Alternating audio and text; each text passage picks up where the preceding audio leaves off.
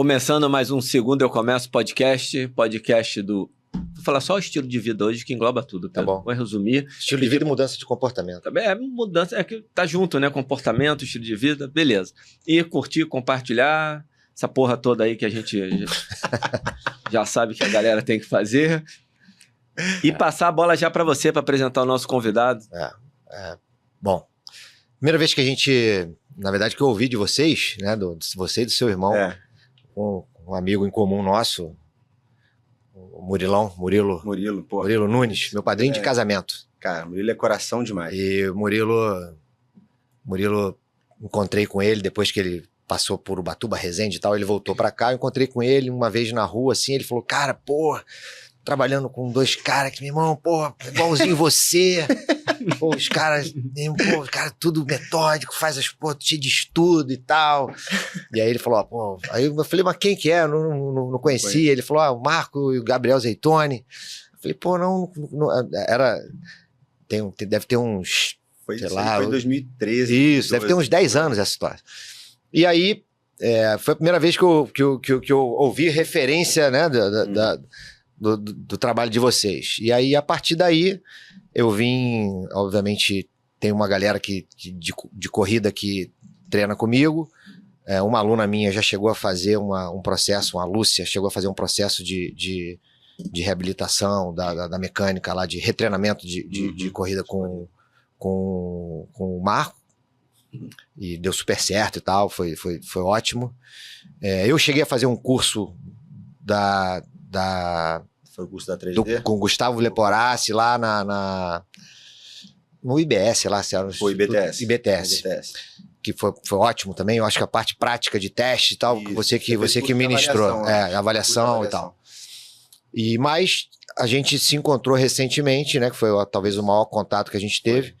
Eu estava num evento do Lund, que ele me convidou para participar, né, no Rafa Lund, inclusive um abraço, tá devendo tá devendo a participação. Estamos devendo a participação, nós estamos devendo a participação dele. Ah, não, ele tá devendo a visita para ele. Joga na conta dele. E aí, cheguei a comentar com o Alan, cara, assisti a tua palestra, falei, caraca, que palestra foda, top, muito, muito boa. E eu falei, pô, o Murilão tava certo, ele que me recomendou. Então, assim, muito agradecido de você ter aceitado participar do podcast com a gente hoje. E espero que a gente consiga aqui tirar um pouquinho de você do que você falou lá, que foi uma aula mesmo para quem estava lá, que teve a oportunidade, privilégio de assistir você falar lá no evento do Lund. Então, lá ele falou, faz só assim, só 45 minutos aqui, já tava me xingando lá fora. Bom, dito isso, Gabriel, a gente normalmente começa com você se apresentando um pouco, para o pessoal saber como é que foi sua trajetória na educação física, vai aonde você achar que tem que ir para trás. Tá. Eu, quando apresentei a mim, eu acho que eu falei até, sei lá, tinha 10 anos de idade. Então, vai até onde você achar que é relevante, ou onde você... Tá bom. Para o pessoal poder saber, mais ou menos assim, quem é o Gabriel Zeitone. Tá certo. Mais uma vez, muito obrigado pela presença. Eu que agradeço a vocês dois.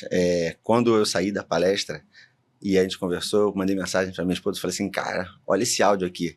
Porra, muito maneiro. Porque assim, a gente tem, assim, você e Leta são dois caras assim que, para minha geração, a gente se espelhava muito, né? O Leta, assim, sensacional. Todos, né? É algo que é bizarro, né? A gente que é impossível alguém que é da nossa geração assim e não se espelhou de alguma forma no Leta, né?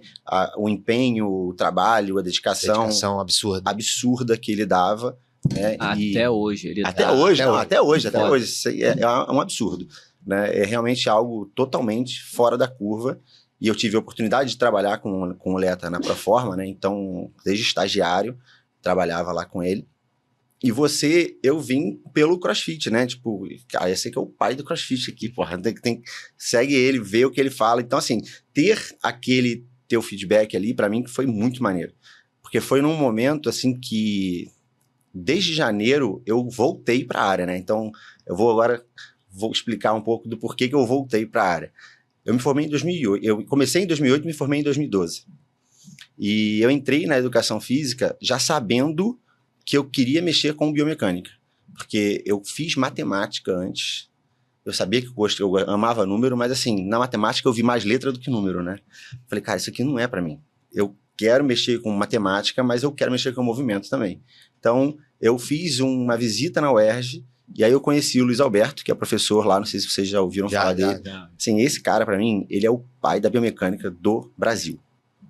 Se você conversar com ele durante 2 horas sobre biomecânica, você pode falar de qualquer tema da biomecânica, ele vai saber, pelo menos, participar da conversa e nutrir a conversa, sabe? É algo fenomenal esse cara. E aí, eu falei, cara, é com ele que eu quero trabalhar. E a biomecânica era só no 3º período. Então, chegou o 1º, o 2º período, era anatomia, fisiologia. Eu falei, cara, tô nem aí pra isso aqui, cara. Eu vou só passar nisso aqui, eu vou entender, mas o que eu quero é realmente a biomecânica. E aí, no 3º período, eu cheguei pra ele e falei assim, quero ser seu IC. Só que o meu irmão, ele foi aluno dele. E o meu irmão, na época, era o capeta na faculdade. Aí ele falou assim, seu sobrenome não é... Tá te condenando. Esse seu sobrenome não é incomum pra mim. Eu falei assim, tu é irmão do Marco? Eu falei só, ele, não te quero como IC. Assim, não te quero como IC. Eu falei, como assim que tu não me quer como IC? Teu irmão era o cara que sentava lá atrás, só zoava a turma, fazia o diabo na porra da aula, e a minha vontade era tirar ele de sala todo dia.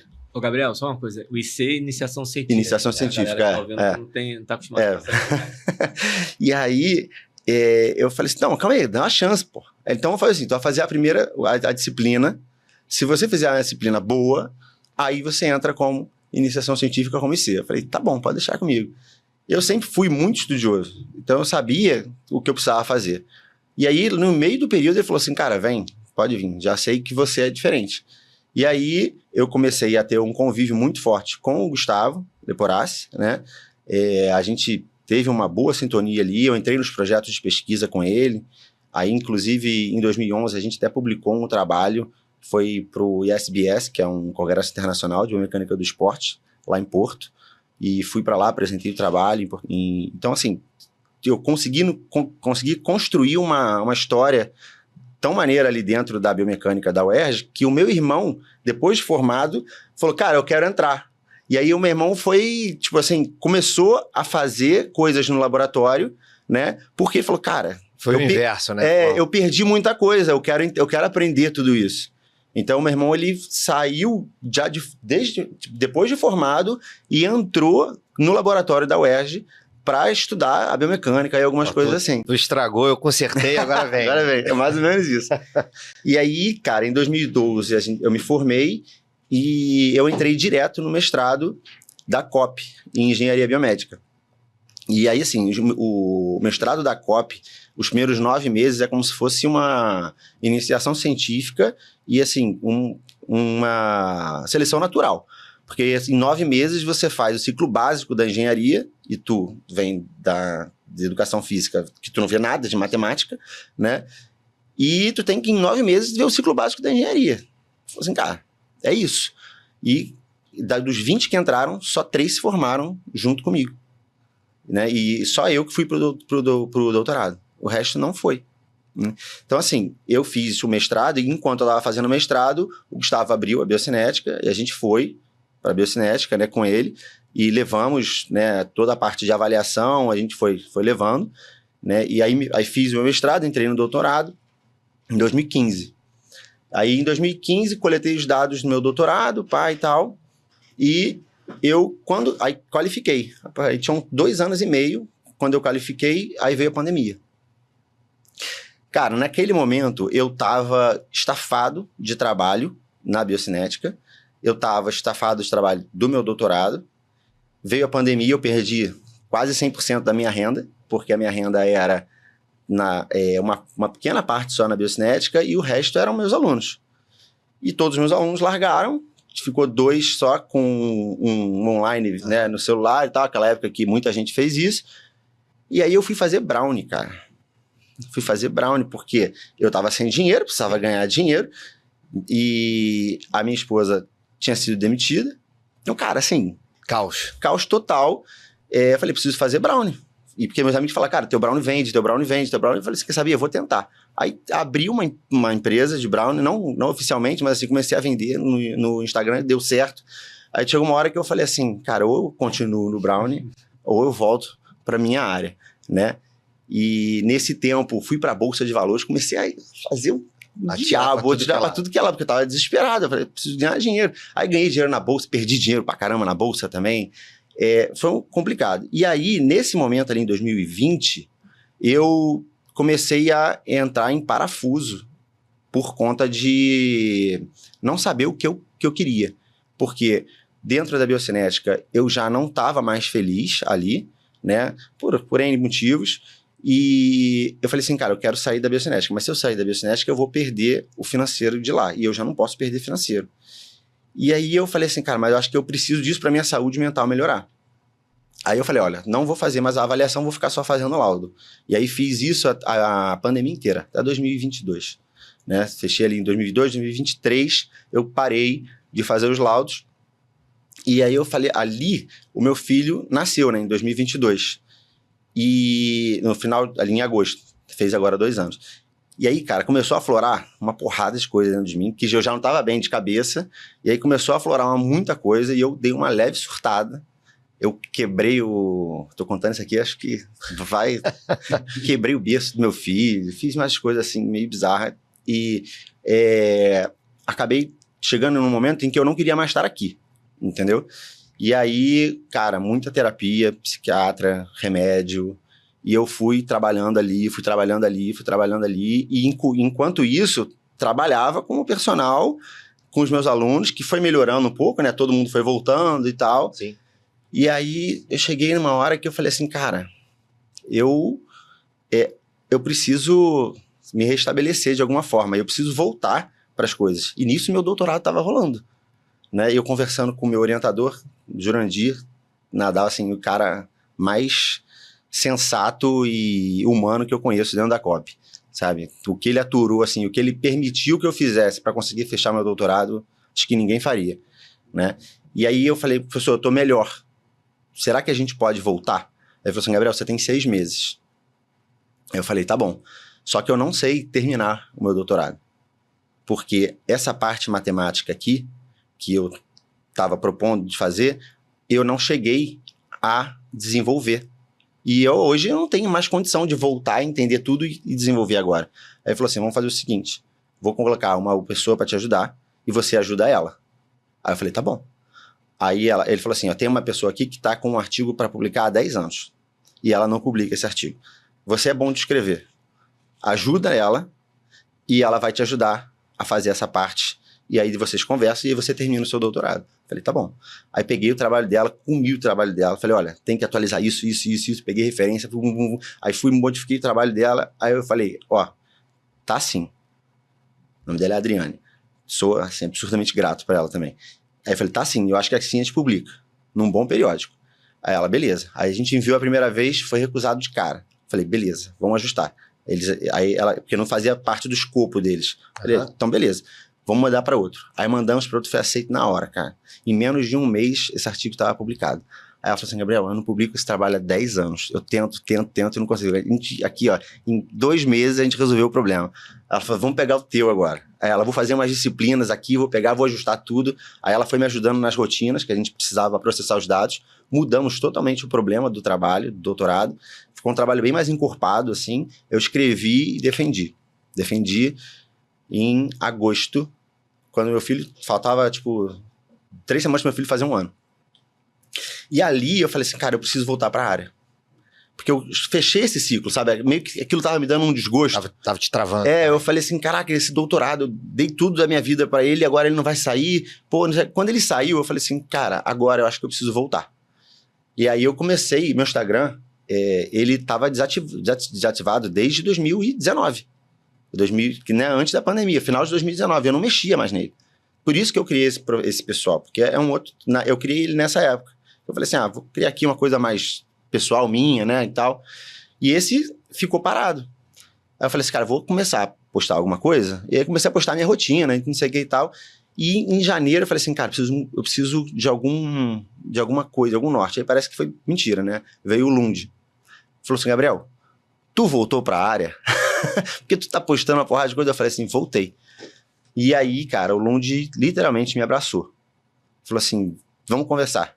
Porque tu tá fazendo muita coisa gastando muito tempo, e dá pra ver que você quer, mas tu não tá sabendo o que tu vai fazer. Aí a gente fez algumas conversas, quase que semanais, e com aquilo dali, né, de janeiro, a gente conversou dia 4 de janeiro, de janeiro até hoje, eu subi 300% no meu Instagram. Saí de 5 mil, tô com 22.500. Não em questão de seguidores em si, mas em questão de conteúdo, né? Meu conteúdo conseguiu atingir as pessoas com quem eu queria ter contato, né? E eu comecei a ter prazer de novo em trabalhar na área, né? Então, assim, eu sempre tive aluno corredor, sempre, porque eu trabalhava com corrida, eu trabalhava com avaliação do movimento, né? Eu trabalhei durante 8 anos com avaliação de movimento. E, em sua maioria, pelo boom da corrida, era muito corredor. Vinha gente com lesão ortopédica? Vinha, mas a maioria era lesão relacionada à corrida. Então, assim, a corrida ela entrou na minha vida muito porque eu trabalhava com isso na biocinética, né? E eu fui desenvolvendo. E aí tô aqui agora, né? Trabalhando com esse método que eu estabeleci, e a maioria hoje dos meus alunos são online, inclusive, né? Então, tenho hoje ali em torno de 30 alunos online, e tenho uma boa galera já também no curso do método. Então, essas são as minhas duas principais vias frentes, além do presencial, né? Que o presencial me toma muito tempo hoje ainda. Então, é isso. Muito bom. Maneiríssima história, coragem de contar, Porra. parabéns. História, eu vou botar meu óculos aqui, ela Vai. realmente pegou aqui eu vou começar te perguntando sobre aquilo que você, acho que quase que abriu a palestra lá, e que está aqui no escopo. A gente já chegou dentro do Parece que a gente andou umas 2 aqui ou 3. Mas... se vocês não me controlarem... Não tem problema nenhum. Fica É ótimo, essa é a ideia. Aqui para falar. Mas eu vou abrir com uma pergunta que talvez você tenha feito ela lá, não sei, na palestra, mas ou de alguma maneira você tocou nisso. Que existe uma mecânica ideal de corrida? Existe uma mecânica que seja a ótima, né? Para cada um, existe, né? Então você vai ter a sua ótima, Alan vai ter a dele, é ótima, eu vou ter a minha ótima. Mas não necessariamente elas são iguais. Elas vão ter semelhanças. Afinal, a corrida ela é uma atividade que você tem um objetivo, né, ao realizar, e o nosso corpo ele é muito voltado para isso, né? Se eu peço, por exemplo, para você pegar esse copo, você vai fazer um movimento, né? Mas você não pensa no movimento que você está fazendo, você pensa na tarefa que você está executando. A corrida é a mesma coisa, só que é uma atividade bem mais complexa. Mas o seu objetivo na corrida é se deslocar. E nós somos seres humanos, nós temos semelhanças, né? Então, assim, para eu realizar essa tarefa, eu vou ter... E a corrida é uma coisa que ninguém ensina a gente a fazer, né? A gente aprende por nós mesmos. A gente anda e a gente quer se deslocar mais rápido, a gente corre, né?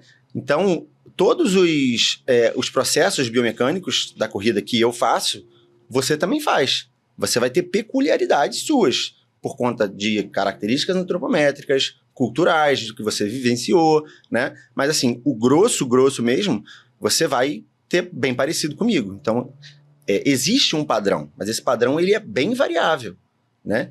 E, assim, cada um vai se adequar a esse padrão, né, a alguma parte desse padrão. Tem pessoas que vão fazer de uma forma, tem pessoas que vão fazer de outra. Por quê? Porque todo o histórico dele proporcionou aquela mecânica para ele como mais eficiente. Então, hoje a ciência já mostrou, não existe uma mecânica mais eficiente do que a outra. Tá? Quem pensa nisso ainda hoje está muito atrasado. Está muito atrasado. Né? E a pergunta que você me fez lá na palestra, né? Sim. Então por que todo mundo fala que tem técnica? Por que o cara que corre na pista, ele precisa de técnica, ele treina técnica. Pô, eu acho que vai muito daquilo que eu te falei, assim, uma coisa é uma corrida que o cara vai correr aqui de 5K, 10K, 20K, 21K, 42K. Outra coisa é aquela corrida ali, ó, que vai ser definida em centésimos de milésimos de segundo. Então ali, literalmente, qualquer coisinha que você puder ajustar faz sentido para ele, porque é nisso que ele vai buscar, né? Agora, por exemplo, para uma corrida de 5 mil, uma corrida de 10 mil, essa questão de técnica, ela não é tão levada assim ao pé da letra, porque você já entra com outros fatores, entra com fadiga, né, entra com um cansaço que, por exemplo, uma prova de 100, você não vai ter. Sim. Né? Então, eu acho que entra muito nisso, né? Não existe uma corrida perfeita. Existe uma corrida perfeita para você, uma para mim, para ele. Eu acho que até, não sei se a partir daí não sei se foi você que cunhou o termo, mas foi a primeira vez que eu escutei lá, você falando da digital biomecânica. Fala um pouquinho desse conceito. Porque assim, eu ficava vendo, né, as pessoas falando no Instagram que existe uma corrida perfeita, uma corrida perfeita, uma corrida perfeita, e que você tem que correr com o tronco assim, tem que correr com pisada assim, com a cadência assado. Eu falei, caraca, mano, a gente tá querendo inventar a roda aí. Eu falei assim, eu preciso arranjar um termo que vai fazer o cara refletir a respeito do que é a mecânica de corrida. Né? E aí foi aí que eu falei, cara, digital. Porque você pega, por exemplo, o Romário, você pega o Garrincha jogando bola, se você botar só a sombra desses caras, você sabe quem é esses caras, né? Quem são eles. Você sabe, você, pô, esse aqui é o Romário, esse aqui é o Garrincha, né? Então, eu falei assim, deixa eu pensar em algum termo que a pessoa não consiga mudar, que ela lide com aquilo. Né? E aí veio esse termo, digital biomecânica, porque a digital biomecânica, a nossa digital, a gente não muda ela. Eu não gostei, vou arrancar meu dedo. Não, porra, tu vai gostar. Ah, essa curvinha aqui diz que eu sou isso ou que eu sou aquilo. Beleza, você pode acreditar nisso. E se você acredita nisso, o que tu vai fazer se você não gostou? Que a tua curva disse que você é irritado porque ela foi pra cá. Tu vai arrancar tua mão? Vai fazer uma cirurgia pra mudar a curva? Não, porra, tu vai lidar com isso de alguma forma, não vai? Então, a mesma coisa é a nossa mecânica da corrida. A gente aprende a correr de uma forma, o nosso corpo ele vai se adaptando de forma com feedbacks positivos e negativos do que você acertou e do que você errou enquanto você vai praticando, né? E ela vai evoluindo, da mesma forma nossa digital. Nossa digital ela vai evoluindo enquanto a gente vai crescendo também. Então, assim, é importante que a gente lide com essa biomecânica da corrida e não tente mudar ela, porque existe uma porrada de efeito colateral quando você muda a sua mecânica de corrida, né? Por exemplo, um exemplo bem prático também. Pega esse copo aí tu pegou o copo, beleza, botou. Agora eu vou mudar a forma que você vai pegar esse copo. Falei assim, você vai pegar esse copo sem esticar o cotovelo. Porra, a merda, não é? O que você teve que fazer? Porra, tu contraiu uma porrada de músculo diferente para chegar lá onde você queria, não é? Sim. Por quê? Porque eu dei a tarefa, pegar o copo. A tarefa, corrida, né? Se locomover para lá, de tal forma. Se eu começo a modificar esse teu padrão, eu vou chamar outros músculos para ativar, né? Então eu vou dar demanda para músculos que, porra, hoje eu tenho 35, que eu nunca usei, e eu vou começar a usar agora. Então, eu posso fazer isso? Posso. Existem estudos mostrando que é positivo. Sim, existe. Mas existe tanta coisa mais fácil a você fazer do que isso, né? E isso... O esforço empreendido vai ser muito maior do que o benefício, né? E quando você pega os estudos mais relevantes, com melhor metodologia empenhada, você vê que os resultados no longo prazo não se mantêm. Não se mantêm. Então, porra... Você faz alguma distinção, tipo, sei lá, o que é uma mudança possível, sei lá, vamos que a pessoa corra com o cotovelo muito aberto. Uhum. E aí, eventualmente, você vai fazer um ajuste. Então, você tem alguma... Existe, sim. Sabe, aquela coisa que não é um negócio que vai demandar uma coisa absurda, mas que eventualmente um ajuste, alguma coisa pequena, a cabeça, sei lá, pro lado, sei lá, balançando, coisinhas assim. Qual seria o tipo corte, assim, ó, isso aqui vale, isso aqui não vale, sabe? Eu não tenho essa resposta, já te digo logo de cara, isso aí qualquer um que chegue pra você e fale, a resposta é essa aqui, tá cagando regra, entendeu? Tá no achismo ali, porque não existe hoje trabalho que diga essa nota de corte. Pra você ter uma ideia, o primeiro trabalho, assim, com um bom contingente de pessoas que identificou os parâmetros espaço-temporais. O que seriam isso, né? Tipo, cadência da corrida, que é a quantidade de passos que você dá em um minuto, o comprimento do passo, a velocidade, e a oscilação vertical. O primeiro trabalho que fez isso de forma boa, com um N grande, né? E mesmo assim, para determinadas velocidades, para outras são muito poucas pessoas, saiu agora, mano, em 2023, 2024. Entendeu? Então, assim, é muito difícil de te falar qual é essa nota de corte. Mas, por exemplo, tem coisas que são simples, né? Pô, se você tá vendo que o cara corre assim, a gente sabe que isso daqui, né, vai atrapalhar. O maluco tá se deslocando para frente e tá fazendo movimentos laterais. Talvez você corrigir essa postura é bem tranquilo, é uma coisa muito mais visual. Quase que de bom senso. É isso. Outra coisa é eu falar assim, faz o seguinte, faz menos adução de quadril quando você corre. O que é adução de quadril? Sabe? Faz o seguinte, corre, faz uma linha na esteira, você vai correr com o pé esquerdo pro lado esquerdo e com o pé direito pro lado direito. Esse é uma boa intervenção. Mas mesmo assim, quando o cara tá, por exemplo, no 32º quilômetro da maratona, tu acha que ele vai ficar olhando pro chão pra saber se ele tá correndo com o pé pra esquerda e o pé pra direita? Ele tá cagando, mano. Ele vai correr do jeito que der. Entendeu? Nesse momento dali, ou por exemplo, o cara que nunca fez uma meia, quando ele tiver no quilômetro 17, 18, ele vai estar chamando Deus, mano. Ele não vai ficar preocupado se a cadência dele tá em 165 ou 175. Isso é a hora da conversão do ateu. É isso, sabe? Então, no avião, né? Pô, não faz sentido, cara. Não faz sentido, sabe? Isso sem contar que quando você modifica esses parâmetros mais intrínsecos, assim, a cadência, uma adução, uma eversão, que é quando o pé cai, né? O arco do pé cai, o quanto ele cai, porque isso também é importante, né? Todo pé tem que cair um pouco, porque isso faz absorção de carga durante a corrida, então é importante que ele caia, mas não desabe, né? Que você controle essa queda. Então, assim, quando você para olhar essas... Se eu pudesse te dar uma linha de corte, eu falaria isso.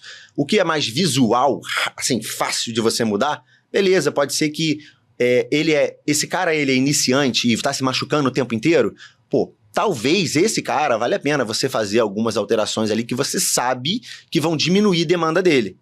Agora, o cara tá correndo há, sei lá, 12 anos. Se machucou 2 vezes. Aí tu viu que ele tem uma eversão aumentada. Tu vai fazer o quê? Vai mudar pra quê, mano? Não muda pra nada. Entendeu? Aí você pega, por exemplo, tem uma foto emblemática. Eu cheguei até a puxar nos meus stories. A campeã da meia maratona aqui do Rio, que teve agora. Ela cruza a linha. Tudo bem que ali ela já tá cruzando a linha, já tá freando. Já tá ela já tá freando, ela já não tá mais na mecânica de corrida dela. Mas assim, ela para com a perna assim, a coxa assim, o tronco assado, toda torta. A foto dela cruzando a linha, ela é toda torta. Só que ela bateu o recorde da meia maratona. Aí tu vai falar o quê? Porra, não, olha só, faz aqui. Pelo amor de Deus, cara. Pode falar, pra ficar... Entendeu? Todo mundo viu o que você pensou e segurou. Pô, vai pra puta que pariu, entendeu? Porque não faz sentido você chegar e querer consertar esse tipo de coisa. Não faz o menor sentido. Perfeito. Né? Então, eu acho que é muito por aí. Então, o meu primeiro contato com o cross foi através de um curso sobre mecânica de corrida. Na verdade, era uma certificação chamada CrossFit Endurance. Eu ainda tinha um pouco de preconceito, não queria fazer o CrossFit, o método mesmo e tal, na época. E aí eles vieram para Buenos Aires, né? A CrossFit Internacional veio trazer um curso de CrossFit Endurance para um boxe lá em Buenos Aires. E eu fui lá para fazer. Adoro Buenos Aires, cidade que eu adoro e tal. E aí eu falei com Viviane, minha esposa, falei, vamos. E fomos para Buenos Aires, fazer uma viagemzinha e fiz o curso. E o curso, ele é em cima do método Pose, né? Do Romanov. Sim. Romanov, acho que é um romeno.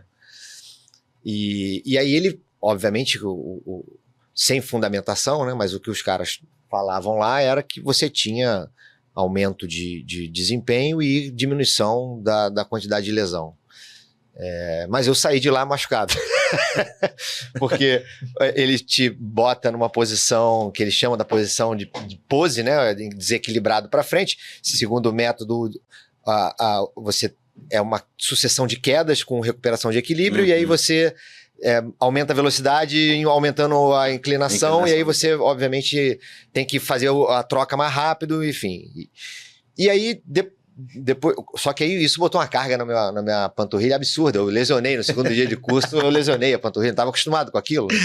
É muito prático. E aí, só que tinha alguns elementos que eu achava interessantes, é muito interessante. E isso sempre me chamou a atenção, né, dessa coisa da corrida não ter muito um foco nisso. Uhum. E aí depois, quando eu fui pro cross, eu comecei a perceber um pouco isso que você tá falando. Não sei se ajuda a complementar, mas no cross, assim, o LPO para crossfit é uma coisa, né? E LPO para competição é outra coisa. E às vezes o cara chega num estágio de técnica que pro cross é suficiente. Sabe, assim, no grosso, ele não vai precisar refinar tanto mais. Você já deu segurança pro movimento dele, já tem uma eficiência mínima ali, então tá bom, agora vai melhorar a força, vai melhorar a capacidade. E na corrida, eu acho que isso explica um pouco, sabe? Assim, você tem alguma coisinha que você melhora ali e tal, para dar segurança, né? E tem um determinado ponto que talvez um atleta muito necessitado daquela performance vale a pena, para outros não. Mas a questão da lesão, ela é importante para todo mundo. E aí eu quero emendar nisso, você pode comentar onde você quiser, a pergunta de que corrida, como o CrossFit, né, machuca muito, né? Cara, essa pergunta, ela é tão boa, porque as pessoas olham pro CrossFit, né, e elas falam que o CrossFit lesiona muito, mas quando tu pega as evidências mesmo, cara... Eu falo isso aqui. A quantidade de lesão que a corrida causa é muito maior do que o CrossFit. Só pra você ter uma ideia, a incidência e a prevalência, né, que são coisas diferentes, mas a galera acaba tratando com a mesma coisa, é em torno de 40% a 44%. Pensa só, é muita coisa, cara. Quase metade das pessoas, uma incidência de 40%. É o seguinte, se eu pegar aqui, ó, 100 pessoas, num determinado período de tempo, em estimativa, 40 vão se machucar. 4 em cada 10. Mano, é um absurdo. Quando você pensa, assim, é um absurdo, né? Então, assim, corrida lesiona sim, e lesiona muito mais do que qualquer outro dos esportes, aí se tu pegar, né? E eu acho que muito tá nesse pensamento de que correr é só botar um tênis e sair por aí. Né, quando vem essa afirmação, eu preciso parar e falar assim, não é bem assim, sabe? Não é bem assim, não é só botar um tênis e correr. Se você quer sair daqui e pegar um ponto de ônibus ali, beleza, você pode botar um tênis e ir ali. Entendeu? Se você quer sair da inatividade física, do sedentarismo, e você quer fazer a corrida como um início para você sair da inércia, você pode sim botar um tênis, sair e correr. Porque isso, do ponto de vista de saúde pública, é maravilhoso. Você vai sair, tirar um cara do sofá e vai botar ele para fazer uma atividade física. Não, assim, dificilmente esse cara vai se machucar. Dificilmente. Por quê? Porque esse cara, ele não consegue correr muito, mano. Ele não vai sair dali e correr 10K. Esse cara, ele vai sair dali e vai correr um K, botar os bofs para fora. Então, a demanda que ele tem assim, é muito baixa. O estímulo é pequeno. Então, para você sair do sedentarismo, beleza. Você pode sim botar o tênis e correr sem se preocupar com nada. Sem se preocupar com nada. Nada. Isso é a minha visão, sabe? Uhum. No máximo ali, talvez, se você tem um histórico de cardiopatia na família e tal, beleza, vale a pena você fazer alguma coisa. Mas assim, mesmo esses casos, cara, você tirar ele do sedentarismo é muito difícil. Se tirar ele da obesidade é muito difícil, então vale a pena você fazer isso. Beleza. Agora, quem corre e para de correr? É muito difícil o cara que começou a correr, ele parar de correr. Porque, eu quero parar de correr. É muito difícil. O cara gosta de correr, o cara começa a gostar da sensação que a corrida traz. Ele começa a gostar do físico dele que vai melhorando, da capacidade física capacidade cardiorrespiratória que vai melhorando, muito mais rápido do que a capacidade músculo-esquelética, e aí que tá o problema, né? Porque esse cara, ele não vai mais daqui a, 3 semanas correr 1 quilômetro. Daqui a 3 semanas, se ele ainda tá numa assessoria, que ele vai ver a galera, ele vai entusiasmar, ele vai começar a correr 2, 3, 4. Aí, esse cara, ele não quer mais sair do sedentarismo. Começou para sair do sedentarismo, mas ele não quer mais sair do sedentarismo. Agora ele quer correr 5 quilômetros. Esse cara, não dá para só botar o tênis e correr. esse cara, ele precisa, sim, de algum acompanhamento. Porque senão ele vai virar um dos 4, dos 10 que vai se machucar. Perfeito. Então, existe essa frase ela tem a sua verdade por questões de saúde pública, mas ela tem a sua... não é mentira, mas nuance. É que você precisa botar isso no papel para saber. Você quer continuar? Ou você quer parar aqui, agora que você já começou, você vai fazer outra coisa? Não, eu quero continuar. Eu quero correr 5K, depois de 5K eu quero correr 10K, eu quero fazer uma maratona. Beleza, então você precisa, entendeu? De algumas coisas. Não só fortalecer. Você precisa de algumas coisas. Entre delas, a principal é continuar correndo. E isso é muito difícil das pessoas entenderem. Por quê? Porque elas querem só continuar correndo, mas elas querem só o prazer, que é correr. Mas elas não querem o que elas precisam fazer ali para continuar correndo, né? Então, assim, por que entender a digital biomecânica de alguém é tão importante? Se você fala assim, a biomecânica é importante pra caramba, porque a biomecânica ela vai impedir que você se lesione. Não vai. Não vai. A biomecânica não impede ninguém de se machucar. Por quê? Porque quando a gente olha na ciência, a gente vê que os fatores de riscos biomecânicos, e aí eu digo adução de quadril, rotação interna de quadril, queda da pelve, aí tem uma infinidade de termos, né, dos movimentos em si, é muito baixa, a correlação entre eles é muito baixa com uma lesão. Elas associadas, ainda assim, falta estudo para mostrar que mesmo associadas, elas levam a um alto risco de se machucar. Existem muito poucas coisas, tá? E aí entre elas são muito mais fatores cinéticos, ou seja, que envolvem carga, do que fatores cinemáticos, que envolvem movimento, tá? Então, assim, quando você vai fazer uma avaliação biomecânica para entender a digital biomecânica desse cara, você não faz porque você quer mudar a biomecânica dele. Muita gente vem falar comigo, tu faz a avaliação biomecânica? Eu faço, mas para que você quer? Aí ele, eu quero... Eu falei, então eu não faço. Aí o cara surta. Eu falei, mas como não faz? Eu falei assim, cara, eu não vou fazer a avaliação biomecânica em você se você quer mudar a sua mecânica. Esse é um ponto inicial. Agora, se você quer entender como é que você corre, e a partir daí se preparar para o como você corre, aí é outra história. Aí eu te ajudo tanto na avaliação, quanto para te preparar. Porque eu não vou para o caminho mais fácil, que, entre aspas, as pessoas falam que é o mais fácil, né, que é a alteração da biomecânica da corrida. Ou seja, você vai alterar a sua digital biomecânica ali, né, em prol de reduzir uma demanda que hoje está te prejudicando. Então, eu tô com dor no joelho. Aí eu vou fazer o quê? Vou aumentar a tua cadência. Por quê? Porque assim eu diminuo a demanda no seu joelho, mas eu não vou sumir com essa demanda. Essa demanda ela vai para outro lugar. Vai para outro lugar. Perfeito. Esse teu corpo ele tem incapacidade para aguentar essa outra demanda? Que foi o que aconteceu comigo. Aí as pessoas falam assim, não sei. Beleza. Aí eu falo assim para eles, você sabia que o maior risco de lesão hoje, documentado na ciência, é você já ter uma lesão? E quando você, por exemplo, já tem uma lesão no joelho, tá? Para se preocupar. E você faz essa alteração e joga essa demanda pro seu tornozelo, em vez de se preocupar com uma lesão, é provável que você se preocupe com 2. Pô, que merda! Entendeu? Tu fez uma parada para te ajudar e num curto ou médio prazo, dependendo das condições que você está, você vai se preocupar com mais outra lesão. Não faz sentido. E é por isso, né, que eu venho consistentemente trabalhando nisso, de que trabalhar a capacidade física é muito melhor do que eu mudar a demanda para você, ou que eu diminuir a demanda aonde você tem problema. Porque eu vou aumentar a demanda em outro lugar. E aí que degringola tudo, né? Então, é muito importante isso. E essa mudança essa melhora da capacidade, quando você fala melhora da capacidade, em geral, é força, né? Assim, não só a força, tipo, ir na academia e ficar carregando peso. Não é só isso, não.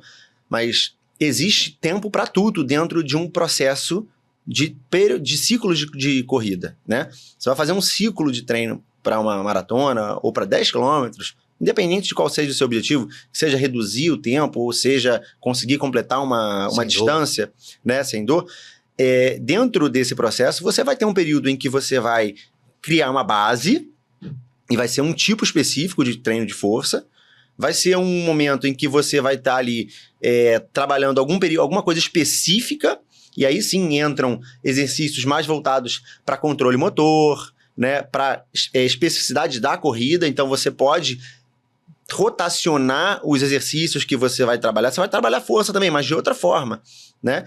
Então, assim, equilíbrio precisa ser trabalhado, rigidez dos tendões precisa ser trabalhado. Então, assim, a força, ela entra de maneira geral, né? Enquanto você está trabalhando força, você vai trabalhar rigidez, né? Enquanto você está trabalhando equilíbrio, você também trabalha rigidez, você trabalha controle neuromuscular. Então, assim, existe um período para tudo, mas você precisa saber que período é esse, né? E isso é um dos pontos que as pessoas falam assim, fortalecer deixa minha perna cansada.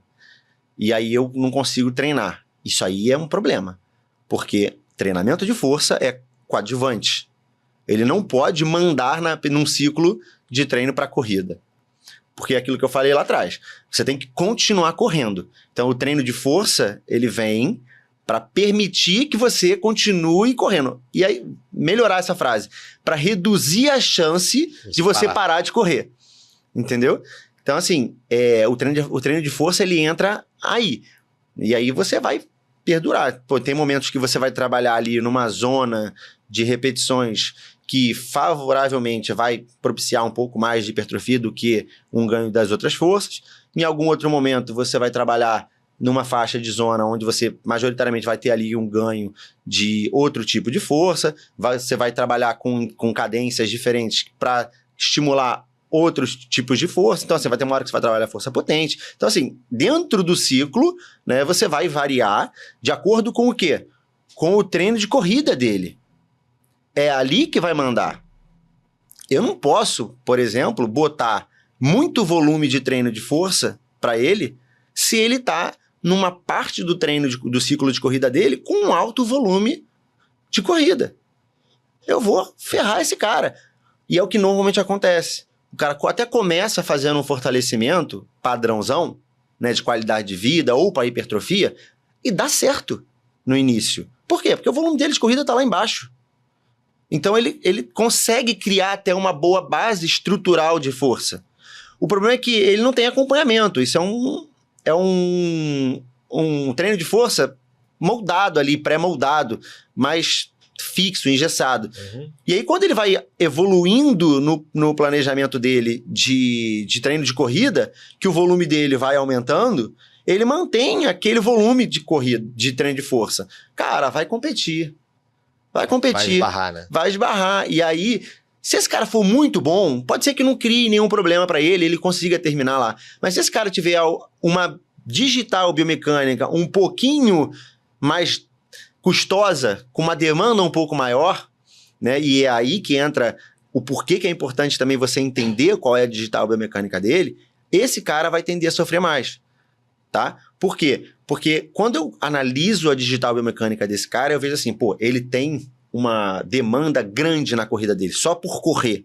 Só por correr, ele já tem uma demanda grande de glúteo máximo, ele já tem uma demanda grande de tríceps sural, solear, principalmente. Então, esse cara, eu preciso tomar cuidado com o volume de treino de força que eu coloco para ele. Eu preciso trabalhar com ele muito bem trabalhado na base, para quando ele chegar num período específico, eu não sobrecarregar aquele músculo de duas formas, com o treino de corrida e com o treino de força. Até porque, nesse período específico, ele já não tem uma necessidade tão grande de ganhar força, se ele fez um período bom de base. Entendeu? Então, ali naquele período, o foco é outro, mano. Você pode trabalhar com volume baixo. A intensidade, eu até gosto de trabalhar alta, mas o volume é muito mais baixo. Entendeu? Um dos primeiros trabalhos que eu vi, primeiros não, né? Tem trabalho até mais antigo, mas assim, um dos trabalhos, sei lá, datar já de uns 20 anos, tinha acabado o meu mestrado e publicado no Medicine Science, que mostra melhora de economia de movimento e um pouquinho de performance de melhora. Cara, o cara fazia 4 séries de 4 de back squat. Acabou. É isso. Mais nada. Era só isso. Mas assim, cara, pô, é muito... É pouco. Pode ser que para performance, ok, mas dentro de você, sei lá, Se você precisa melhorar a capacidade de um tendão calcanear ali, de musculatura intrínseca do pé, você não consegue, né? Você vai ter que ter uma gama um pouquinho maior de elementos. E aí, o que eu acabo fazendo, aí no meu dia a dia, eu tento usar um pouco menos de volume de cada movimento para me permitir fazer mais movimentos.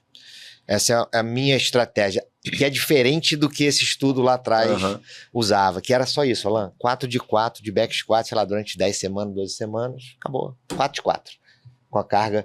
Hoje, eu falo assim, as pessoas que eu treino, não tem nem capacidade de fazer 4 RM, cara. Não consegue trabalhar com 4 RM. Não, 4 RM ou verdadeiro. Quando eu tô falando 4 RM, não é nem 4 RM, mas sei lá, a 4 com a carga que o cara consegue fazer 5, 6. Pô, é muita carga, cara. É muita carga. Não consegue, entendeu? Não consegue. É muita carga. Então o nego fala, não, tem que fazer força máxima pra corrida. Eu falo, porra, cara. Porque é difícil. Até a pessoa dominar a técnica de fazer um back. Eu tô hoje, eu vim pra cá, dei um treino. Eu vi que tu postou lá a carga. Tava boa. Eu dei um treino hoje pro Rogério, que é um aluno que tá comigo há, sei lá, tá uns 6 meses. Eu ainda não consigo fazer com ele nada perto disso. 6 meses. A gente treina 2 vezes por semana e ele não faz ainda, entendeu? Mas é difícil mesmo. Porque ele ainda não tem maturidade para botar uma carga dessa e eu querer chegar num ponto desse. O corpo não aguenta ainda. Então, acaba que você abre um pouquinho, né? E aí, a minha pergunta era isso, assim, a gente tem alguns trabalhos, eles focam muito nessa coisa do clássico e tal, mas eu pelo menos não me lembro de ter visto um trabalho com a infinidade de possibilidades de exercícios que a gente vê aí, para tibial anterior, para pessoas, para tem uma série de coisas que dá para ser feito, que tem relação com a corrida e que não me parece ter muito estudo que tem investigado isso, né? Sempre back squat, passada. E é bem recente a real eficiência e efetividade e eficácia do treino de força para a corrida, né? Os últimos artigos saíram agora, os melhores, 2022, 2023, 2024, né? Mas foram estudos, assim, bem básicos, exercícios muito mais de controle neuromuscular, inclusive, do que força mesmo, tá? Exercícios, na maioria deles com bands e voltados principalmente para core e quadril. Os melhores resultados são para core e para quadril, né? Existem também trabalhos bem bons, prospectivos, falando para a musculatura intrínseca do pé. E aí a estratégia que eu mais tenho utilizado é jogar esses exercícios de musculatura intrínseca do pé para casa. Porque são exercícios que na maioria das vezes você consegue fazer vendo uma série. Então eu acabo passando para eles fazerem em casa e tendo um feedback de que eles estão fazendo, né? Porque se eu não controlar, ninguém faz. Então assim, e eu jogo isso num período de base. Porque é muito relevante que no período específico, onde eu vou jogar, por exemplo, para uma carga mais unilateral, que ele tenha uma boa noção do equilíbrio de um pé só, de contração dos músculos intrínsecos, de controle do tibial posterior para saber se o pé está caindo ou não. Então eu trabalho isso na base. Quando eu chego aqui, em teoria, depois de 8, 10 semanas, trabalhando isso de forma rotineira, eu consigo chegar aqui no período específico com muito mais capacidade física para essa região, né? E aí sim eu consigo evoluir dentro da especificidade da corrida. Porque eu vejo muita gente falando assim, faz o stiff, faz o stiff, faz o stiff. Mano, pega 100 pessoas na academia e pede para eles 100 fazerem o stiff sem peso, unilateral clássico. Eu vou te falar, 10 fazem, sem perder quadril, sem fazer rotação de quadril, mantendo uma boa estabilidade do membro inferior, tronco. O cara não faz. Deixa eu te falar desse exercício. Entendeu? Eu botava na inox direto, no aquecimento. Muito pela influência que eu tive antes de começar o cross do Michael Boyle, né? Do single leg deadlift com kettlebell na mão e tal. Que é maravilhoso o exercício. O exercício é maravilhoso. Só que eu tinha problema direto, cara. O pessoal sentia lombar. As pessoas não conseguem fazer muito bem o movimento. Eu acabei eliminando depois de um tempo tentando, porque aí, tipo assim, um aluno particular, uma coisa muito... Você sabe, tá muito olhando, mas eu acabei tirando, porque não atingia a carga que eu queria para o músculo, né? Você não gerava estímulo. Se eu atingisse, a mecânica estava toda comprometida, então eu achei melhor tirar. É isso. Eu quase não uso esse movimento. É isso. Então, assim, o que eu normalmente tenho feito e tenho tido bons resultados com os meus alunos, né? É isso. Fazer um trabalho de base associando o que ele faz na academia, beleza, e aí de forma bilateral, para ele ganhar um pouco mais de controle motor com estabilidade, e enquanto isso em casa ele vai fazendo alguma coisa para melhorar essa estabilidade dele unilateral, e aí tem diversos níveis de dificuldade que você pode fazer, porque quando ele chega aqui no unilateral, a vivência dele com um apoio unipodal, né, com um pé só no chão, é muito maior. E aí eu consigo, obviamente, com uma progressão, chegar perto do que eu gostaria que ele chegasse para essa execução. Né? Então, tem funcionado melhor. E aí, quando eu vejo a galera fazendo isso no Instagram, assim, tem 3 exercícios que você não pode deixar de fazer. Cara, arrepia até a espinha, porque você fala assim, cara, como é que esse cara que está começando a correr agora vai fazer um stiff unilateral bem feito, recrutando o que tem que recrutar? Porque a maioria deles não vai saber que o que tem que recrutar é aquilo ali, entendeu? Você tem que ter uma demanda forte. Cara, você tem que ter um posterior de coxa forte pra caramba pra fazer. Isso que eu ia falar, ainda vai ficar dolorido uns 3, 4 dias. Vai ficar. Comprometer as suas corridas, dependendo É isso. Aí vai falar o quê? O fortalecimento não serve pra nada. Tá difícil. Aí e o cara não consegue correr. Aí ele, às vezes, tinha que fazer uma quilometragem específica pra prova. Sabe? É uma infinidade de problemas quando você tem essas coisas, né? Então, assim, é importante que a pessoa ela saiba o que ela precisa fazer. E aí só quem vai dizer isso é um bom profissional. E é por isso que quando essa pessoa decide correr 5, 10, 15, 20K, o ter um bom profissional que entenda quais são as demandas musculares da corrida é muito importante. Dela.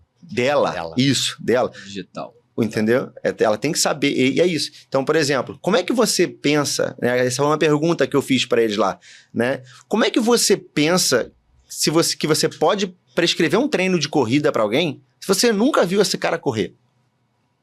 Não dá. Não dá. Ninguém vai me convencer de que você vai prescrever um bom treino de corrida. Pode prescrever um treino, mas não um bom treino de corrida sem ter visto esse cara correr. Porque existem diversas diferenças na demanda muscular se esse cara corre com contato com o calcanhar ou se ele entra em contato com o médio pé e antepé.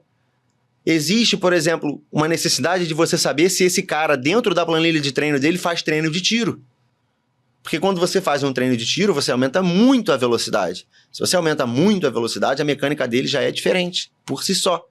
E aí ela pode mudar. Se ela mudar, o que mudou também? A demanda muscular. A demanda como um todo, né? Não só a muscular. Mas assim, mudou. Se mudou, o treino dela precisa, de alguma forma, trabalhar aquilo ali. Né? Porque, por exemplo, meu aluno corre com calcanhar, beleza, mas ele faz treino de tiro? Faz. Beleza, olha ele correndo com treino de tiro. Aí vai lá, o cara corre com o médio pé e antepé. Acabou, mano. Você precisa, dentro do treino dele, de alguma forma, organizar para ele também ter essa capacidade. Porque, assim, a maioria das pessoas lesiona no treino de tiro. O treino de tiro é ruim? Não, não é ruim. Mas, assim, ele precisa ser colocado dentro do treino de alguma forma, para você capacitar esse cara. Aí entra só, é porque me ocorreu isso aqui, entra a mágica do Nordic, todo mundo adora o Nordic, mas a evidência mostra que o próprio sprint previne. É isso. Você fazer uma progressão de sprint, né, já cria essa... porque é muito mais específico, né? Esse negócio do Instagram, os 3 exercícios que você não pode deixar de fazer. Se você fizer uma coletânea de todos esses posts, no final... Dá 1000. O cara tem que passar o dia inteiro fazendo de 3 em 3, vai fazer 300 exercícios. Perfeito. Gabriel, eu tô te conhecendo hoje, cara, de verdade, um prazer enorme. Eu tô muito animado com a maneira como você fala, porque eu acho que uma linguagem, com conhecimento que aí o Pedro me passou, logicamente, me apresentou você virtualmente, e dá para ver a bagagem que você tem, você deixou claro isso, e apesar disso, a clareza que você passa, você consegue tirar essa bagagem toda e transformar isso numa comunicação acessível. E você já falou 2 coisas muito importantes aí, eu vou pedir em formato de pergunta, que eu acho que dá para você dar uma dividida para o nosso ouvinte ter mais clareza ainda. porque é o seguinte. Vê se eu entendi também, né? Eu falo bem pra caramba. Aí ela, pô, entendeu? Porra, então, até pra mim. Nada. Alan, ele fica lá, ó. Pra ver se eu entendi. Tem uma pessoa que ela começa a correr, porque ela vai correr e aí tudo bem. Só que eu sou sócio de uma assessoria de corrida. E eu não tô no dia a dia, eu não sou treinador de corrida, não me meto com isso. Tava brincando com o Fábio até aqui, não é o fato de eu ser professor de educação física, não faz de mim um prescritor de treino de corrida. Eu não sou, de fato, é uma pessoa que prescreve meu treino de corrida. E aí, esse primeiro cara, você falou, não, esse cara tudo bem ele correr, mas o que a gente vê é que a pessoa vai se empolgando e começa a competir. Eu acho que você falou muito disso. Tô enganado? Não, é disso que você tá falando. E aquele cara que não dá esse passo, que é o cara que... E aí... Quem me conhece sabe que eu faço isso, mas não é para mim a resposta. É porque eu sei que tem outras pessoas que fazem isso e eu tenho alunos que fazem isso. Aquele cara que vai fazer o treino dele, vai treinar, por exemplo, comigo como personal, com o Pedro, contigo, todos os dias da semana, mas ele quer correr de vez em quando e não quer uma planilha de corrida. Ele quer correr 2K, 3K, ele quer sair dar uma corridinha na areia um dia, ele quer sair para dar uma corrida, só para dar essa diferenciada de como é que você vê... Eu sei que você já falou, mas acho que é para dar uma ratificada, porque entende, visualiza o que eu estou falando de que tem pessoas que não dão esse passo? Tem, com certeza tem. Que ficam ali no 5, 6K. Eu, por exemplo, eu fico entre 3 e 5, 3 vezes na semana e ponto. Eu não vou passar disso. Minha pergunta. Demora 40 minutos. Você se lesiona? Não. Então você já respondeu a pergunta. Demora não. 40 minutos. Pace de 12. Não importa, pô. Tá correndo a 6 km por hora. O cara pula, né? Saltitando na esteira. Que porra é essa? Tá dançando? Mas, mesmo assim, eu tenho um treino prescrito. Pra melhorar um pouquinho. É legal ter um desafio. Pra melhorar ali o 5K. Tem aluno que não quer. Eu tô falando agora não tô falando de mim, tô falando de pessoas que estão ao meu redor, que eu acho que pode ser a pessoa que está nos ouvindo, falando de estilo de vida, que o principal pro cara é o condicionamento físico geral, mais generalista, e o treinamento que ele faz com o personal para um condicionamento físico geral é o mais importante, mas ele quer acrescentar uma caminhada, ele quer acrescentar uma corrida, ele quer acrescentar um pedal de passeio. Essa preocupação, ela diminui. Diminui bastante, porque é aquilo, primeiro ponto é, como ele não tem um objetivo específico, que é além do que ele já faz, o corpo dele já está acostumado com aquilo. Então, essa demanda, ela se mantém e você está lá trabalhando com ela, ou coisas paralelas, né, tipo, de qualidade de vida, mas você está ganhando força de glúteo, você está ganhando força de panturrilha, né, em geral ali, você está ganhando força core, você tá ganhando resistência core. Então, assim, você vai, em paralelo, ganhando capacidade física com esse cara ao longo do tempo, e ele não vai evoluindo na demanda da atividade. Hoje, um dos grandes problemas, né, assim, depois de ter uma lesão, assim, quase que o passo seguinte, né, de risco de lesão é o aumento desregrado de volume. É o cara que começou a correr agora, ele começa a gostar do negócio, e aí ele vai fazer o quê? Ele vai começar a aumentar o volume por conta própria. Por que ele faz isso? Porque o cardio é muito mais rápido.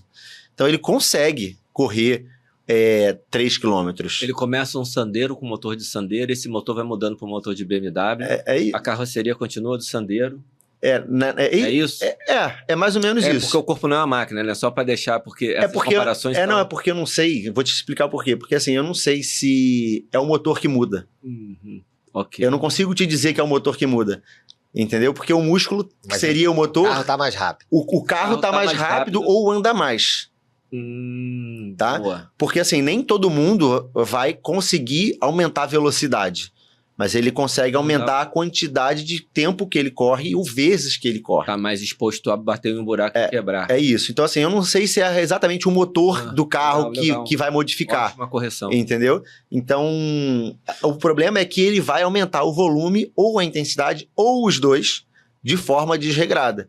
E aí existe um problema, por quê? Porque quem leva ele não aguenta. Então, ou ele vai ter uma lesão articular, vai ter ali uma síndrome fêmuro-patelar mesmo, né? Tipo uma lesão, não articular em si, mas um aumento de pressão fêmuro-patelar, ou ele pode ter um estiramento de panturrilha, né? Ou um tendão dele acaba tendo uma tendinopatia, porque ele acaba não conseguindo aguentar aquela demanda que esse corredor, que é iniciante, ele começa a gerar, né? Porque ele consegue, de certa forma, fazer por um lado, mas o outro não consegue. Então, assim, esse cara que tá correndo 2-3, 2-3, 2-3 ad eterno, esse cara não tem problema nenhum. Tá? Por quê? Você não precisa nem ver a mecânica dele de corrida. Porque esse cara não vai se machucar correndo 2-3, 2-3. Tá? Existe ali alguns estudos falando sobre volume de corrida. Né? Existe a razão de quanto que você aumenta por semana, né? E aí tem estudo mostrando que acima de 30 já é uma coisa, 30%, né? De aumento semanal. É uma coisa que não é tão legal, até 30 seria, mas normalmente uma regra assim que se criou dentro da corrida é de 10%. Essa é a regra antiga. Né? É antiga. O problema dessa regra é o seguinte, o 10% que você aumentou da carga externa, que seria o treinamento dele, é o mesmo 10% da carga interna, que é o que ele sentiu daquele aumento? Isso é uma coisa que as pessoas também negligenciam demais na educação física. E existe evidência muito forte mostrando que isso daqui, né, é um problema sério. Quando você começa a ter aumentos de carga interna muito grandes, de 20%, 30% por semana, você joga esse cara para um nível muito forte de risco de lesão. Então, essa relação de carga externa, carga interna, né, carga de treino em geral, ela é muito importante. E as pessoas negligenciam isso, entendeu? A larga escala, assim. O cara, se bobear, se perguntar assim para a maioria dos professores de educação física que lidam com treinamento, muitos deles não sabem o que é carga interna, carga externa, carga aguda, carga crônica. E isso é a base da prescrição de treino, quando você vai pensar em sobrecarga progressiva. Né? Um aumento progressivo da carga. E só para retificar mais uma vez, quando você está falando da pessoa que se empolgou e está começando a querer melhorar rendimento. Isso. E só para deixar claro, a analogia de mecânica é sempre uma bosta. Fui eu que puxei, porque carro é mecânica, ser humano é biomecânica. A diferença é abissal. Tem então, já me desculpando aqui da péssima analogia. É muito politicamente correto. Tá? Não, mas não é política me correta, é uma cagada mesmo, e a gente ouve essas... O corpo é uma máquina perfeita. Peraí, né? Não é bem uma máquina, né? Só... Mas não fica entrando nessa... O corpo é uma estrutura muito, muito, muito foda, isso é verdade. Rica, né? Muito deixa eu abrir uma pergunta que estava aqui no nosso, que você já respondeu, falando da importância do treinamento de força, e isso ficou muito claro. Mas você consegue diferenciar hoje ou dar peso para uma importância mais de performance e uma importância mais de prevenção de lesão? Você acha que é combinado ou tem fase que é uma coisa, ou tem público que é mais uma coisa ou outra? Tudo depende do objetivo da pessoa. Né? Eu costumo dizer o seguinte, qual é o seu principal objetivo? É cumprir uma tarefa ou cumprir ela da melhor forma possível? Porque isso vai diferenciar o treino que eu vou propor. Ah, não, eu quero fechar 21 quilômetros, então você não vai fazer treino de tiro nenhum, nunca. As pessoas surtam quando eu falo isso. Sim, porque treino de tiro, para quem quer completar a tarefa, não importa o tempo, é inútil. Não faz o menor sentido você treinar tiro se você quer completar a tarefa. Não importa o tempo. Sim. O tiro você faz para performance. Porque a capacidade cardiorrespiratória de economia de corrida, VO2 e tudo mais, que o tiro te dá, o treino contínuo te dá e dá melhor. Então não faz sentido eu botar um treino de tiro para quem quer completar uma prova. Esquece, não vai treinar tiro. Ah, Gabriel, mas eu amo treinar tiro. Beleza. Então quando você estiver na fase específica, a gente vai fazer isso para te manter aderente, porque é a fase mais difícil, é a fase onde você está mais desgastado. Eu posso botar um treino ali para fazer uma aderência, para manter a aderência do treino ali, talvez. Porque às vezes você não quer ir, porque o treino às vezes é chato. Então, o treino de tiro, controlando a intensidade, pode ser que ele faça você ir e você cumpra a tarefa. Beleza. Mas se você quer simplesmente fechar a tarefa, eu fico extremamente estressado quando eu vejo meu aluno fazendo treino de tiro. E eles sabem. Quando você fala treino de tiro, você tá falando pra galera de rua, assim? Eu não tô falando de que distância ou de tempo, ou o quê? Independe, cara, independe. Por exemplo, porque existe um intervalado e existe o treino de tiro, que seria um HIIT, por exemplo. Tá? São coisas que eu considero diferentes. Um treino intervalado, que você vai aumentar a intensidade no intervalo, é uma coisa. Um treino de tiro tá dando um tiro ali pra morte, 90%, 95%, às vezes até 100%, o cara vai tentar ali, né? Esse tipo de treino é o cara para que quer performance, mano. É o cara que já fez a prova e agora ele quer bater PR. Melhorar. Ponto. Que PR seria um personal record, né? Tipo, fazer ali o melhor tempo da vida dele, por exemplo, né? Esse cara, beleza, ele vai precisar de um cuidado melhor nessa prescrição, e aí eu, para prescrever força para esse cara, eu vou precisar ter um cuidado redobrado. Então eu quando vou prescrever força, eu sempre peço a planilha da semana do meu aluno. Porque dependendo da planilha dele, eu mudo o meu treino. Eu tenho o meu ciclo ali que eu montei para ele. Mas se ele chega para mim e fala, Gabriel, hoje, essa semana eu vou ter um aumento de tantos % e eu vou fazer treino de tiro. Essa semana, tu não vai aumentar a carga comigo. É bem provável, inclusive, que você até reduza. Talvez eu tire uma semana que tá para 2 semanas para frente, jogue para cá, para você descansar no treino de força e você conseguir ter um bom desempenho ali e eu não gerar um aumento duplo de demanda, né? Então isso faz muita diferença. Isso também lesiona, tá? Quando você faz um aumento aqui, não se preocupando que aqui tá aumentando muito, cara, a chance de competir e lesionar é um problema sério, né? Então, sim, treino de tiro, por exemplo, né, ou performance e simplesmente completar a tarefa, vai modificar muito. E aí entra, sim, por exemplo, dentro do treino de força, né? Num treino de força que o cara quer simplesmente completar a tarefa, eu vou ter uma demanda menor de treinos que promovam explosão. Então, treino pliométrico, por exemplo, cara, a galera adora quando eu falo que não faço treino pliométrico. Não, realmente não faço. Porque eu volto naquela tecla, pega 100 pessoas da academia que são corredores ali, iniciantes ou recreacionais, bota 100 pessoas para aterrissar, eu nem disse saltar, eu disse aterrissar. Aí, 15% sabe fazer uma aterrissagem. Aí eu vou lá e vou pegar e vou fazer um treino pliométrico para um cara que não sabe aterrissar, eu vou estourar o cara. Pois é. E aí você vai, beleza, mas vamos na literatura ver o que fala. Pega as revisões sistemáticas. Não tem diferença entre o treino pliométrico e o treino convencional de força para quem quer economia de corrida, tá? E completar a tarefa. Por que eu vou gerar um treino que tem uma demanda gigantesca, que é o treino pliométrico, ao invés de gerar um treino que tem uma demanda controlada? Desculpa aqui, sabia que eu ia fazer merda aqui. Que tem uma demanda controlada, que nem o treino de força, entendeu? Não faz sentido estressar ele nesse ponto. Agora, o cara que quer desempenho, esse cara vai treinar, vai fazer. Por quê? Porque eu já vou ter me preocupado no período de base em ensinar ele a aterrissar. É exatamente isso. Eu ia falar, entendeu? Dando o mesmo exemplo do treino que eu dei hoje. É isso. É engraçado porque as pessoas às vezes acham que é estranho, porque ele sobe na caixa, pula para baixo, pum, trava, controla, eu dou feedback, ó, foi muito para ponta do pé, o peso, isso. Tenta ajustar e tal, abre o joelho, e ele vai e faz lá 3 quedas de...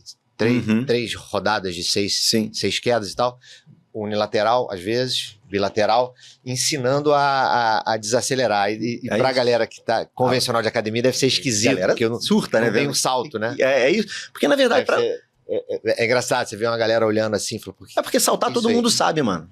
Saltar todo mundo sabe. O problema é cair. Cair ninguém sabe. Qual é a primeira coisa que você aprende no judô? Uma das primeiras, né? Cair. Você vai aprender a queda. Né? Depois disso, você aprende o resto. Você precisa entender como é que você cai. Né? A mesma coisa é no treino. Você precisa entender como é que você aterrissa.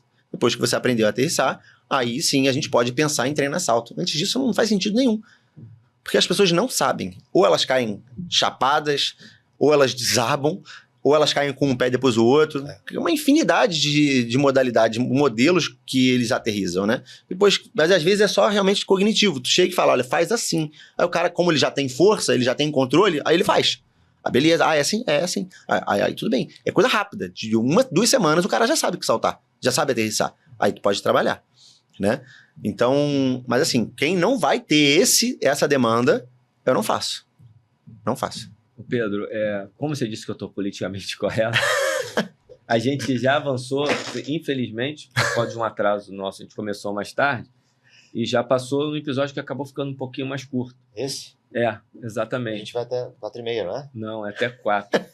Ah, é 2h30. É verdade. Não, o Fábio já sinalizou que a gente pode avançar mais um pouquinho, que eu ia falar pra gente escolher uma pergunta que eu já tinha até escolhido dentro da pauta. Escolhe. Não, mas o Fábio disse que a gente pode ir um pouquinho mais, porque tá bom o papo. Eu joguei um verde. O Fábio caiu, né? Ele quer aprender também, pô. Obrigado, Fábio. Tá gostando do papo, certamente.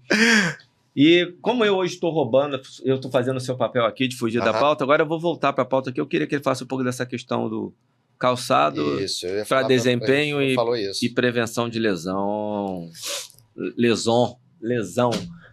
Então, para falar disso daí, a primeira coisa que eu queria deixar claro é: eu sou contra correr descalço.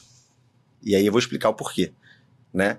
Quantos anos eu tenho? 35. Quantos anos você tem? Pode falar? 7. 4, 7. Você, não, Alan? Pergunta pra ele, não.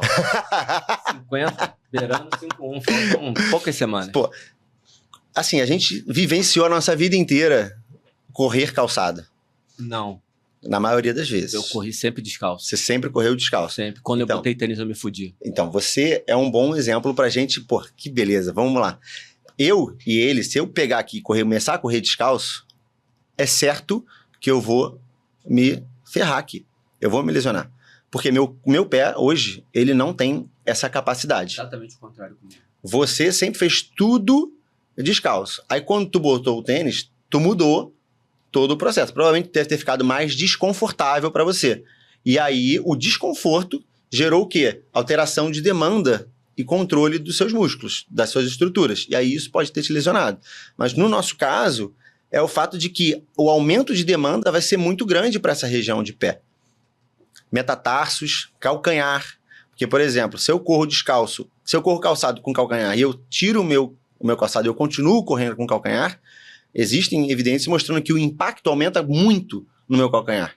Então, isso pode me machucar ali de forma considerável, né? Se eu mudo o que acontece com muita gente, que é correr com o médio pé e antepé, eu aumento muito a chance de ter reação por estresse nos metatarsos, porque eles não estão preparados para isso. Então, assim, eu sou contra esse cara que corre calçado e ele muda pro tênis para correr descalço. Por quê? Porque esse cara não tem preparo. Ah, mas eu vou fazer ele ter preparo. Beleza, você pode até fazer ele ter preparo, você pode fazer uma transição gradual e tudo mais. Mas, cara, ele já correu 30 anos assim. O dispêndio de energia que você vai fazer para ele correr descalço não vale o que ele vai se beneficiar. É muito mais fácil você fazer o quê?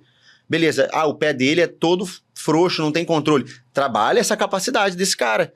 Faz o treino de musculatura intrínseca, trabalha controle motor, gradualmente coloca ele talvez para correr ou para caminhar com um tênis minimalista, para ele ir ganhando capacidade física sem ter um baita estresse de corrida descalço. E aí ele vai ter força para aquilo ali. Ele pode continuar usando tênis. O tênis, ele não é mais uma muleta para ele. Que o tênis hoje é uma muleta pra gente. Tanto é que existem tênis cada vez mais amortecimento. Cada vez maior é a muleta, né? Mas se você utiliza o melhor dos dois mundos, que é o quê? Por exemplo, um tênis que é extremamente confortável para você e te traz um pouco de absorção de impacto com uma baita experiência de controle do seu músculo intrínseco do pé, da musculatura como um todo, do complexo, né, de panturrilha e pé. Cara, você trabalha com os dois mundos. Não faz sentido. Né? Antigamente, lá em 2010, saiu um trabalho falando que correr descalço era melhor, não sei o que e tal, porque tinha menos impacto. Mas, na verdade, o que se descobriu ao longo do tempo é que, na verdade, não é correr descalço ou correr calçado. É que quando você corre com o calcanhar, você tem mais, sim, impacto entrando no seu corpo, no momento, né, que entra, do que, por exemplo, se você corre com a ponta do pé. Só que a maioria das pessoas, quando corre descalço, corre com a ponta do pé. Então, não é o fato de estar calçado, não é o fato de estar calçado ou não calçado, é calcanhar ou antepé. Muda tanto assim de lesão ou muda o tipo de lesão? Não muda a quantidade de lesões, muda exatamente o local. Porque quando você entra com o calcanhar, você vai ter uma demanda maior ali para a tíbia e para o joelho, né? São as duas estruturas com maior sobrecarga. Quando você vai para o médio pé e antepé, quem começa a absorver a maior parte de carga na fase de resposta à carga é a musculatura, né, da panturrilha e o solear, o tibial posterior e o tendão calcâneo. São as estruturas que mais absorvem, né? E o grande ponto é que as reações por estresse se modificam. Você dificilmente vai ver uma pessoa que anda, que corre com o médio pé e antepé, ter reações por estresse na canela. Dificilmente você vai ver ela ter canelite. Mas facilmente você vai ver ela ter metatarsalgia. Por quê? Porque a carga que entra no metatarso, né, a carga vertical é a carga que mais sobrecarrega a tíbia, né? Agora, a carga que entra antero-posterior de reação do solo no metatarso é a pior para eles. A vertical nem tanto. O pior é essa daqui, porque o metatarso está assim, né? Então ela entra assim no metatarso. Então é muito pior para ela. Então é só diferente. Só diferente, né? E aí aquilo que eu falei, você muda, e aí você não está preparado, e aí você vai se preocupar com 2, 3 lesões, em vez de uma só que normalmente você tem. Não faz muito sentido. Excelente. A mudança é complicada. É isso. E aí agora vamos pro calçado. Não tem evidência dizendo que algum tipo de calçado previne lesão. Ponto. Nenhum calçado vai prevenir lesão. Nem aquele que é prescrito fazendo... Nem o que amortece, nem o que segura nem desabamento nada. do pé, nada. E existe já evidência mostrando que mesmo se você fizer, por exemplo, um teste que vai ver a pressão que você faz, que você aplica e tal, e prescrever um tênis baseado nisso, também não melhora. Também não previne, né? O que existe é que os tênis de placa para corredores de altíssimo rendimento, né? Esses caras, eles têm alguns benefícios em questão de tempo e economia de corrida para algumas distâncias, né? E esse benefício ele vai aumentando de acordo com a distância. Então, por exemplo, para corridas de 10 quilômetros é em torno de 40 segundos. Para corrida de 41 quilômetros já passa ali de 70, 80 segundos que ele tem de vantagem quando ele não usa esse tênis. Para esses caras é maneiro. Porque esses caras precisam de 40 segundos, de 80 segundos. Pô, eu não preciso disso. Entendeu? Eu, sei lá, eu vou correr a meia agora, dia 12 de outubro. Eu não preciso disso, mano. Eu quero completar a meia. Eu não preciso completar a meia 40 segundos mais rápido. Eu preciso completar, sabe? Então, assim, as pessoas precisam cada vez mais entender isso. Existe benefício? Existe.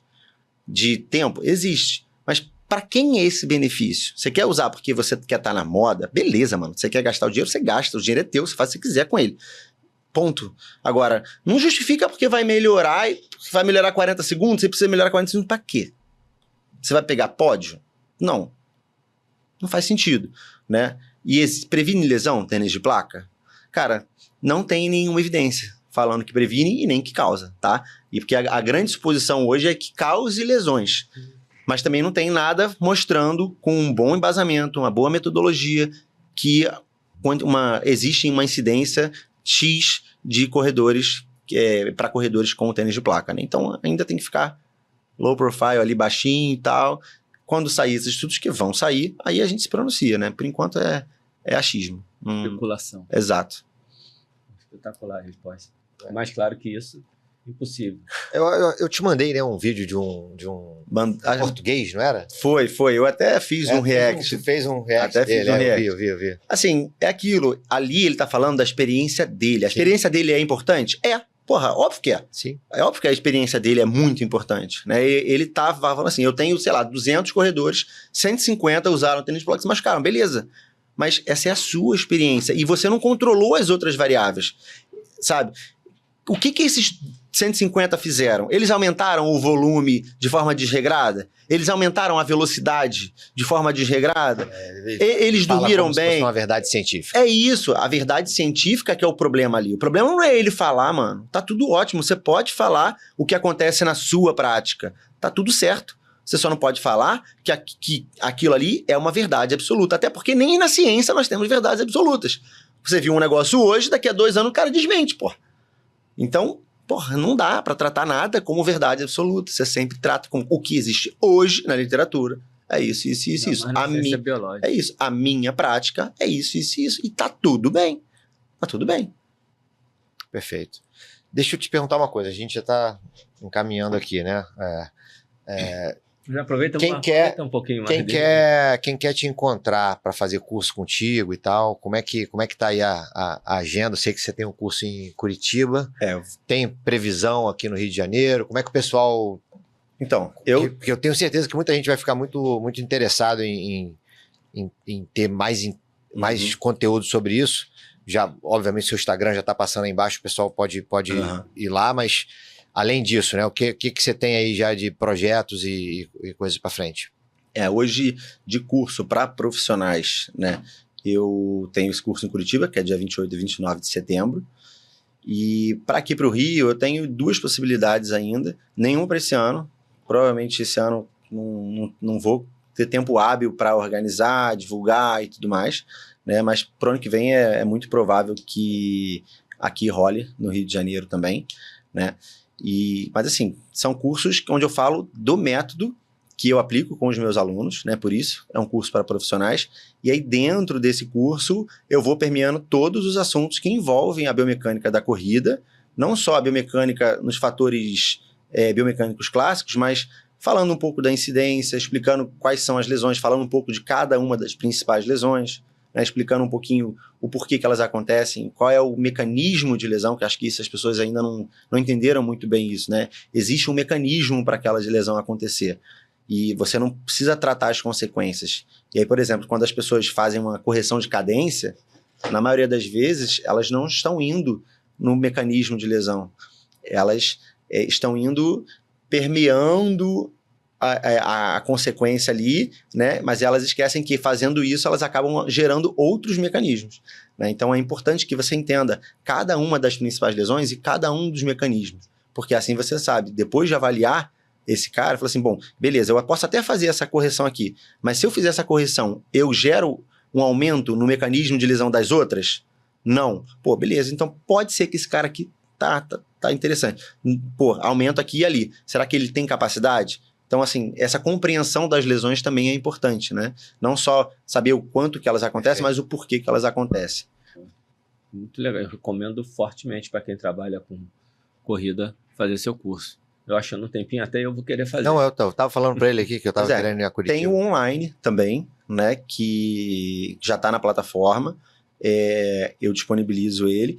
E, assim, na minha visão, tá num preço bem acessível, não tá nada exorbitante. E é um conteúdo que vai aumentar ao longo dos meses, né? Quem compra esse online, ele tem direito a 12 meses utilizando, e ao longo desses 12 meses vão surgindo lives, vão surgindo dúvidas, vão surgindo informações novas de ciência que eu vou acrescentando no curso, né? Então, esse curso daqui a, por exemplo, 12 meses, ele vai ter um outro volume de aulas, e aí, consequentemente, também vai ter um outro volume financeiro, né, de investimento, né? Óbvio que o online te limita um pouco em questão de interação comigo, então por isso que o presencial ele também vai acontecer, né? Para justamente ter, assim, essa interação, tá?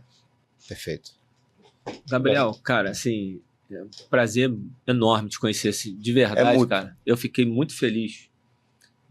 Das vezes, assim, que eu fiquei mais feliz aqui de ouvir um conteúdo que, com tanta clareza, com tanta propriedade, realmente parabéns, porque a tua dedicação para chegar nesse ponto, e a capacidade de comunicação é uma coisa da pessoa, né? Meio que um dom. Tudo bem que a gente também pode estudar isso, não sei o quanto você se preparou para isso, mas você tem essa capacidade, eu fiquei muito feliz, quase fiquei com raiva de você. Porra, falei, ele vai falar agora que eu não posso fazer musical, se fuder. Pode, claro que pode. Fora dessa porra. Foi só para... Foi só para garantir aquele corte. mas se depois da minha história de só correr descalço e quando botar tênis me fuder, você ainda assim falasse, eu acho que você fez a transição errada, eu ia contra gosto, mas eu me forçaria a tentar, porque eu acho que uma coisa bem argumentada, a gente tem que ter a capacidade, mesmo que a contragosto, e às vezes a gente faz mudanças a contragosto. Uhum. Mas você já me deixou correr descalço, então tá tudo bem, não vou ter que fazer nada a contragosto. Não, porque assim, correr descalço em si, vou só complementar isso, vou te cortar um pouquinho.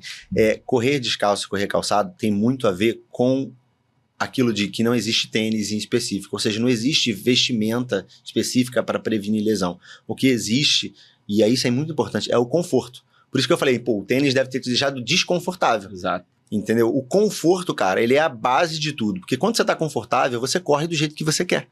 Se você, por exemplo, dá uma topada aqui nessa mesa hoje e você vai correr amanhã, você vai correr do jeito que você quer? Não vai. Tu vai compensar de alguma forma. Entendeu? E o tênis, quando ele é desconfortável, ou quando você muda a forma que você corre, você sai do conforto. E quando você sai do conforto, você aumenta gasto energético. Se aumenta gasto energético, vai dar ruim. Perfeito. Entendeu? Não, ficou claríssimo. Tô só implicando contigo, brincando, aproveitando o momento. Mas obrigado, cara. Obrigado de verdade. Agradeço. Sensacional. Pedro, parabéns pela indicação. Só agradecer, obrigado, cara. Foi show de bola. Ótimo, papo maravilhoso. Como já sabia que seria. Né? Você já sabia, eu não. Muito obrigado, Gabriel, Eu que agradeço, pela gente. presença. Sucesso aí nos projetos. Quando você Conta falou com a comigo, gente, com tudo. quando você falou comigo assim, vamos fazer o podcast, aí você falou assim, pô, é feriado. Eu falei assim, irmão, vamos. Pô, eu tava muito com vontade de conversar. Que legal. Né? Então foi um privilégio pra mim, sem dúvida. É o pessoal saber, nós estamos aqui gravando no dia 7 de setembro, feriado. É verdade. Obrigado demais pelo seu tempo. Vamos nessa? Vamos nessa. Pessoal, Show. pô, depois desse episódio tem que curtir, tem que se inscrever no canal, compartilhar. Manda E pros seguir amigos. lá o Gabriel, que o conteúdo é muito importante, inclusive, né? Não só bom, mas importante. Obrigado, Gabriel. Valeu, eu que agradeço. Até mais, galera. Um abraço. Valeu. Um abraço. Tchau, tchau.